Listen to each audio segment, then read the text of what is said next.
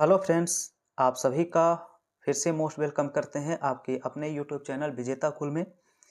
तो साथियों, आप सभी का लगातार हम सामान्य भाषा का सेट डिस्कस कर रहे हैं और ये सभी क्वेश्चन कई एग्जाम के लिए महत्वपूर्ण होने वाला है।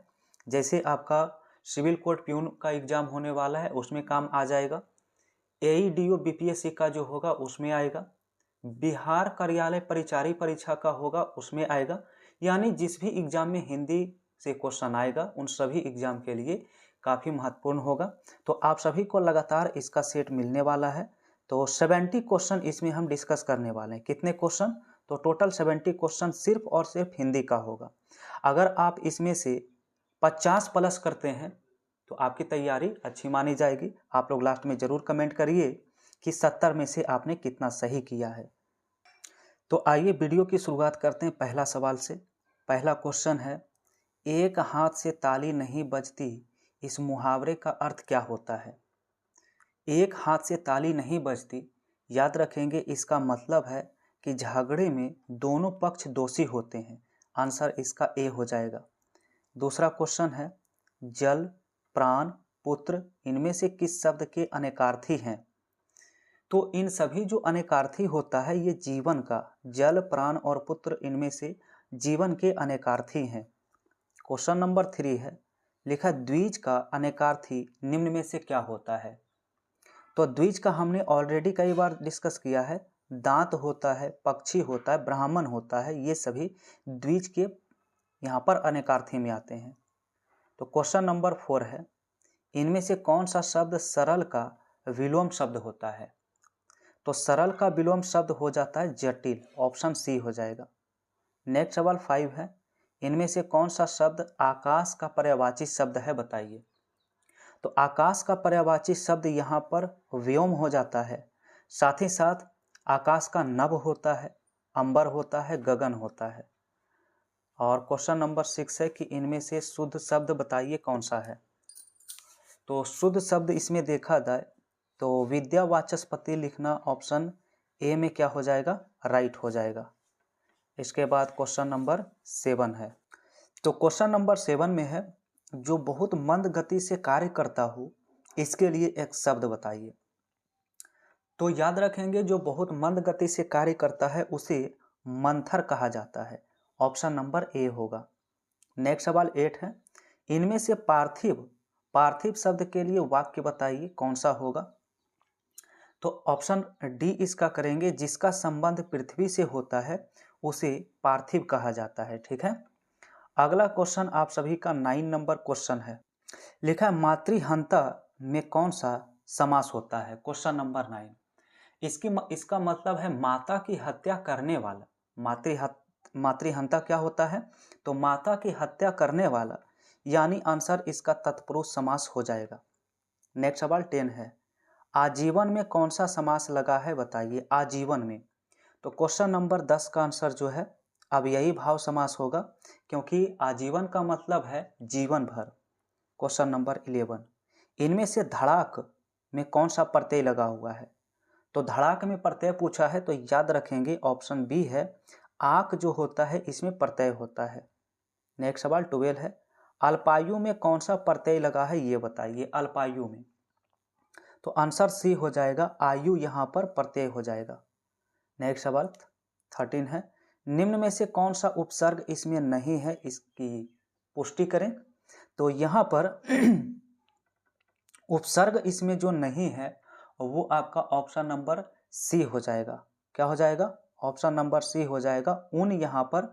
ठीक है, राइट आंसर सी हो जाएगा। ठीक है, चलिए अगला सवाल जो है 14 लिखा है, मूल आकर्मक धातुओं के साथ प्रत्यय जोड़कर बनाई गई क्रिया कौन सी धातु कहलाती है? तो 14 का राइट आंसर याद रखेंगे, इसे साधित सकर्मक धातु कहेंगे। ऑप्शन बी होगा। नेक्स्ट सवाल 15 नंबर क्वेश्चन है, मैं खाना खा चुका था वाक्य में कौन सा भूतकालिक भेद है?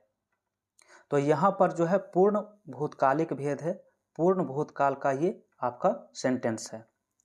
तो क्वेश्चन नंबर 16 में लिखा गया है कि इनमें से कौन सा प्रकार वर्तमान काल का नहीं है? पहला ऑप्शन सामान्य वर्तमान काल है, ये तो सही है। संभाव्य वर्तमान काल भी सही है। तात्कालिक वर्तमान काल भी सही है, लेकिन आसन भूतकाल इसमें नहीं आएगा। इसका सही आंसर डी करना होगा। क्वेश्चन नंबर 17 लिखा है विशेष का लिंग किसके अनुसार होता है। 17 नंबर सवाल का राइट आंसर पूछा है, तो ऑप्शन ए हो जाएगा विशेष के अनुसार। क्वेश्चन 18 है आदरणीय व्यक्तियों के लिए हमेशा किस वचन का प्रयोग किया जाता है। आदरणीय व्यक्तियों के लिए तो यहाँ पर 18 नंबर क्वेश्चन का राइट आंसर बी हो जाएगा बहुवचन। क्या हो जाएगा? बहुवचन हो जाएगा। क्वेश्चन नंबर नेक्स्ट है 19 लिखा इनमें से सर्वनाम शब्द कौन सा है। जो संज्ञा के स्थान पर प्रयुक्त होता है उसे सर्वनाम कहते हैं। ऑप्शन नंबर डी में जो कौन लिखा गया है ये आपका क्या है, तो सर्वनाम है। इसके बाद क्वेश्चन 20 है इनमें से कौन सी भाववाचक संज्ञा क्रिया से नहीं बनती है। तो क्रिया से जो नहीं बनती है वो आपका भलाई है। ऑप्शन नंबर सी हो जाएगा राइट आंसर। ठीक है, चलिए अब देखिए अगला क्वेश्चन 21 है कौन सा घोटक शब्द का तद्भव यहाँ पर होगा। सॉरी, घोटक शब्द क्या है, तत्सम या तद्भव। तो घोटक जो है ये तत्सम शब्द होता है और घोड़ा इसका तद्भव शब्द होता है। अगला सवाल 22 है हिंदी शब्दकोश में छ का कर्म किस वर्ण के बाद आता है। तो फ्रेंड्स छ को अगर आप तोड़ते हैं तो का व्यंजन और प्लस सा में इसे तोड़ना पड़ता है और इस सवाल का राइट आंसर ऑप्शन डी करना होगा का के बाद। अब एक गद्यांश दिया है जिसका आंसर 23 से 25 तक उस गद्यांश के आधार पर करना होगा। अब यहाँ पर आप लोग गद्यांश पढ़िए और इसके आधार पर सभी क्वेश्चन का राइट आंसर करना है। तो चलिए देखते हैं 23 से लिखा है उपयुक्त गद्यांश में गहरी नींद में सोने का अर्थ क्या है। तो इसका मतलब है बेखबर होना। 24 में है उपयुक्त गद्यांश के अनुसार कवि लोगों को कहाँ नहीं जाने देगा। तो 24 का राइट आंसर सी होगा पतन की राह पर।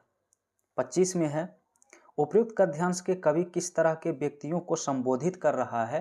तो इसका आंसर डी होगा जो जीवन की कठोर वास्तविकताओं से बेखबर है।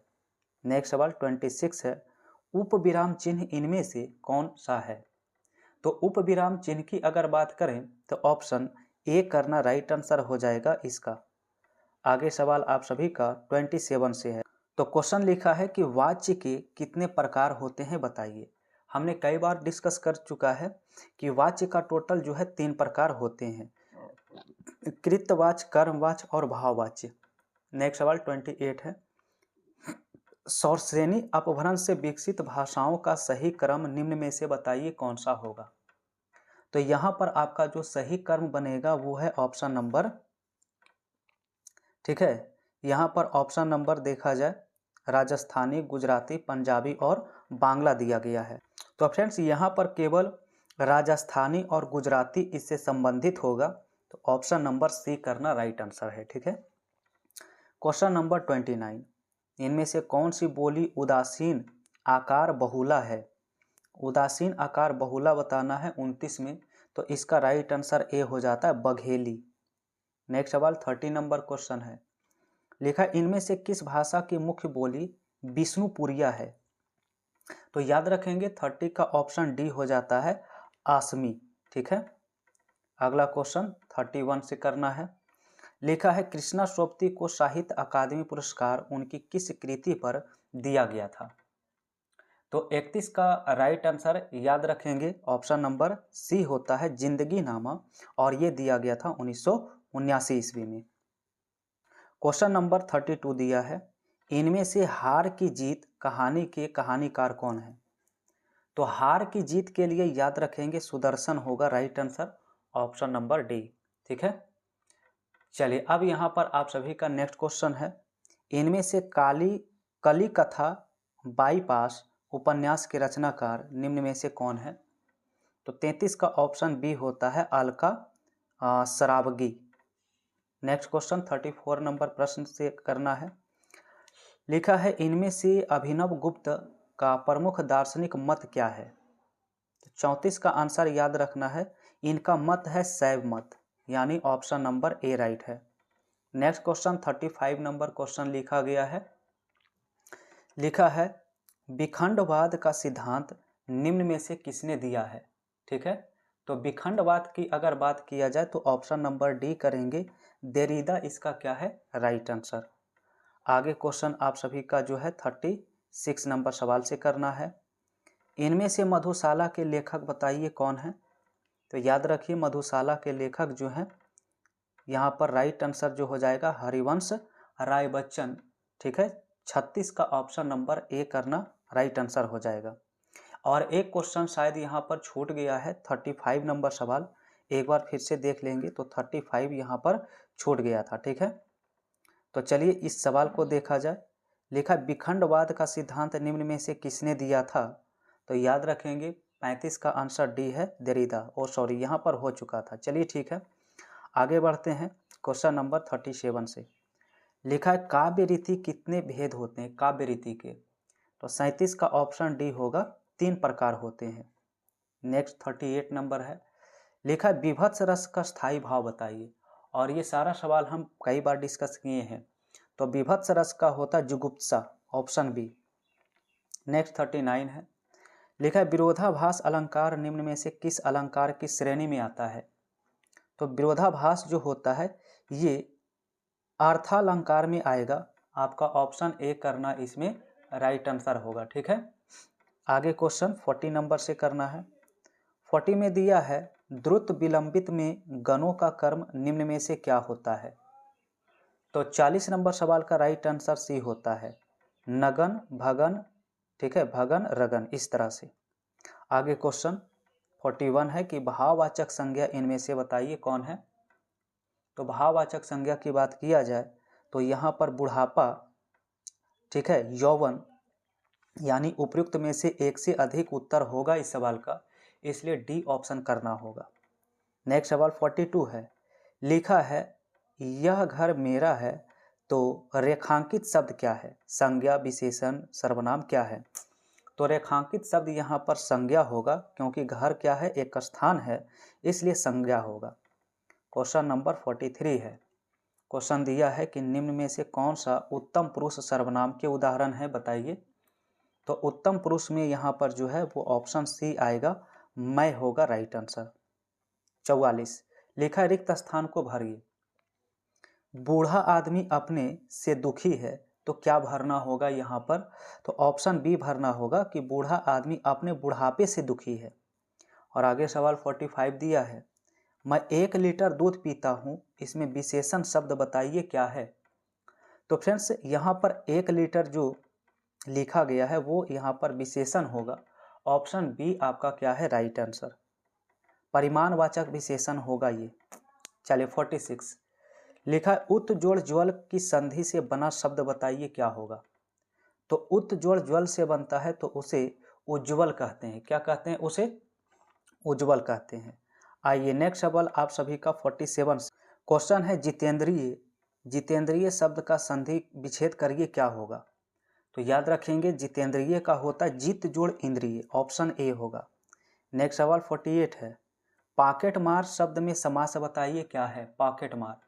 ठीक है, तो यहाँ पर ऑप्शन बी करना होगा तत्पुरुष समास। नेक्स्ट 49 है, आजन्म शब्द का समास बताइए। तो आजन्म होता है जन्म भर, जिसके प्रथम पद अवयव होते हैं तो वो अव्ययी भाव समास कहलाते हैं। आंसर डी हो जाएगा। 50 नंबर है, जो दूसरों का उपकार माने उसे क्या कहते हैं। तो याद रखिए जो दूसरे का उपकार माने उसे कृतज्ञ कहा जाता है। नेक्स्ट सवाल 51 है, लिखा कालांकित शब्दों के स्थान पर एक शब्द विकल्पों में से चुनिए। ऊपरी कही गई बात याद रखने योग्य। ऊपरी कही गई बात याद रखने योग्य के लिए एक शब्द जो होगा वो ऑप्शन सी होगा उपर्युक्त। और नेक्स्ट क्वेश्चन 52 है, शुद्ध वर्तनी वाले शब्द बताइए।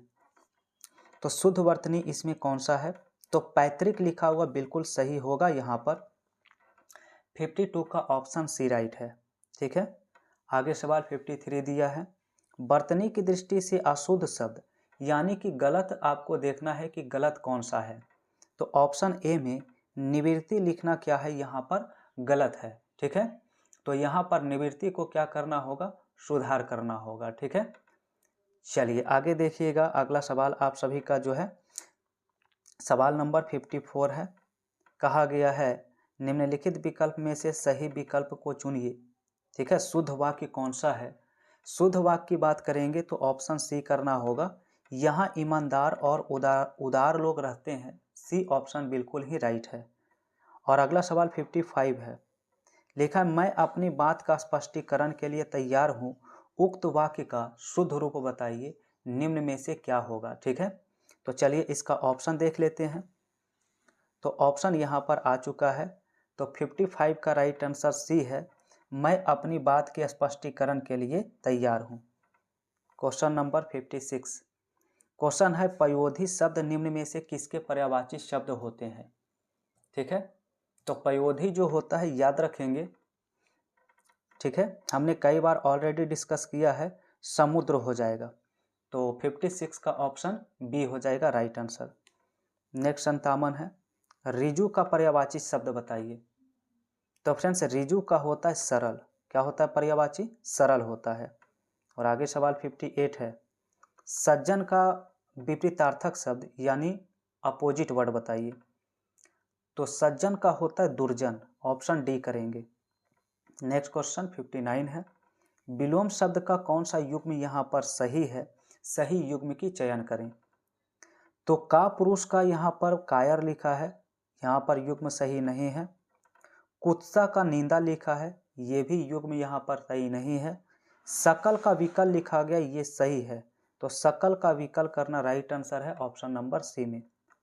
इसके बाद 60 नंबर है, मुहावरा दिया है बड़ी सावधानी से काम करना। तो बड़ी सावधानी से काम करना इसका मतलब है, ठीक है, फूंक फूंक कर कदम रखना। ये ऑप्शन राइट आंसर करना होगा इसमें।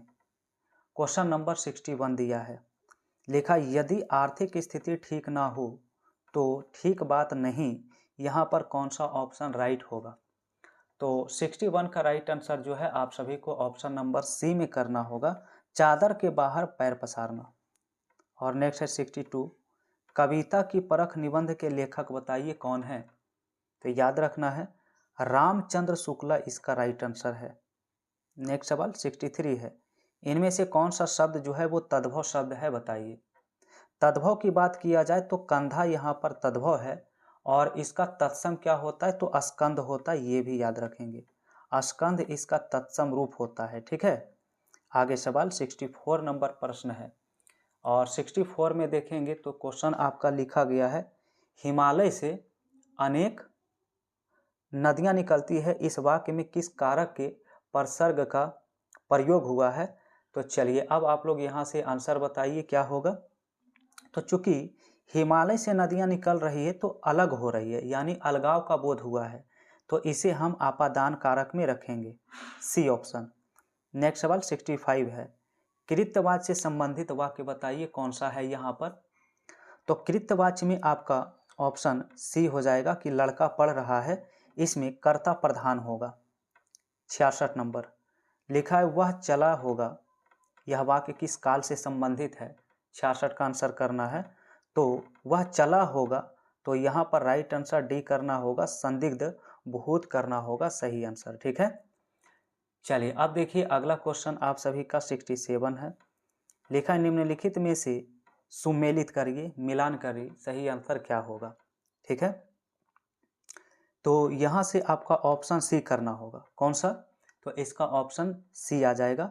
अप से आपका अपमान हो जाएगा, ठीक है, अन से अनबन बन जाएगा, और आ से आदान बन जाएगा। क्वेश्चन नंबर 68 लिखा इनमें से कौन सा शब्द में कोई उपसर्ग नहीं लगा है। 68 का ऑप्शन बी करेंगे, बेलदार में कोई भी उपसर्ग नहीं है, बाकी में आपका उपसर्ग लगा हुआ है। ठीक है, क्वेश्चन नंबर 69 सवाल में लिखा गया है कि टिकना प्लस आयु से बनने वाला शब्द निम्न में से क्या है। तो टिकना प्लस आयु से बनता है टिकायु, ये ऑप्शन बिल्कुल राइट होगा। और आज का अंतिम प्रश्न 70 नंबर क्वेश्चन है, इसका आंसर आप सभी को कमेंट बॉक्स में टाइप करके बताना है।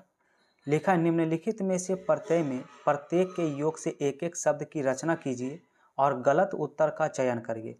जैसे आग से लिखा है कि तैर पलक आग से तैराक बना है, खर प्लस आटा से खर्राटा बना है, गा प्लस वैया से गवैया, और लकड़ी प्लस हरा से लकड़हारा। तो इनमें से गलत कौन है, इसका आंसर फटाफट आप लोग कमेंट में बताइए, 4 ऑप्शन में सही कौन है। तो फ्रेंड्स, चैनल पर पहली बार जुड़े हैं तो आप सभी को लगातार सामान्य हिंदी की प्रैक्टिस सेट प्रतिदिन हम दे रहे हैं, तो आप लोग इसे ज़रूर कंप्लीट करते रहिए, आपके एग्ज़ाम के लिए काफ़ी इम्पोर्टेंट होगा। और ये सारा अपडेटेड सेट है जिसमें लेटेस्ट क्वेश्चन आप सभी का मिलता है।